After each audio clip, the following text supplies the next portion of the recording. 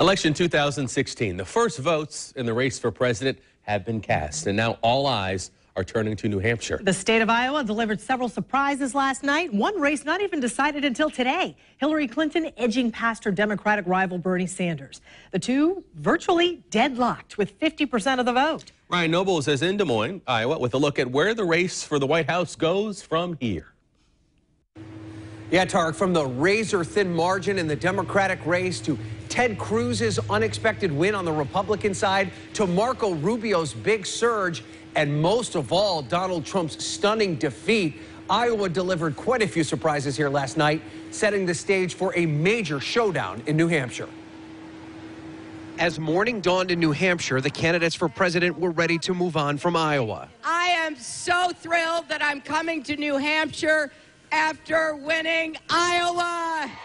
The Iowa Democratic Party declared Hillary Clinton the winner after vote totals show her leading Bernie Sanders by less than 1 percentage point. Clinton is hoping a victory builds momentum to break into Sanders' lead in New Hampshire. On the Republican side, a three-man race is emerging, headlined by Ted Cruz, who defied expectations and won Iowa, despite polls showing Donald Trump ahead. Tonight is a victory for courageous conservatives across Iowa and all across this great nation. Cruz's margin of victory was slim, and not far behind him sits Marco Rubio, who surged to a strong third-place showing. The Florida senator is already laying the groundwork to become the alternative to Cruz and Trump. I can grow the conservative movement. I can take our message to people that have not voted for us before. But while Cruz and Rubio are feeling confident this morning, Donald Trump isn't going away. He still leads polls in New Hampshire and beyond, and during a tweet storm Tuesday morning, he warned that he isn't finished yet, a promise he made to voters in Iowa Monday night.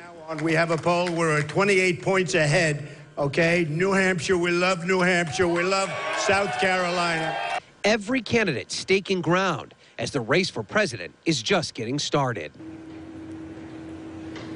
And while a lot today has been made about Marco Rubio perhaps staking his ground as the establishment's choice, there are three governors who didn't spend much time in Iowa at all and have focused their campaign completely on New Hampshire who have something to say about that. John Kasich, Jeb Bush, and Chris Christie all plan to make a big push in the Granite State. They've got only now 1 week to make their case to voters there. Tarek? And Ryan, one day after his victory in Iowa, Ted Cruz is now apologizing to fellow Republican candidate Ben Carson. What's this apology all about?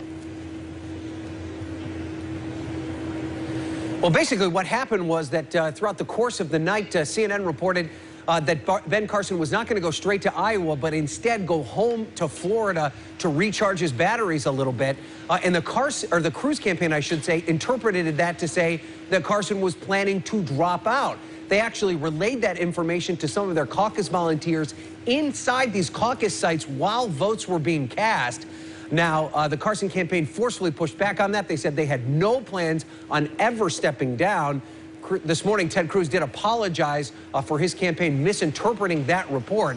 There's no way for us to tell, though, if that had any impact on the vote here. Ben Carson did end up finishing fourth. All right, Ryan Nobles from Iowa. Thank you, Ryan.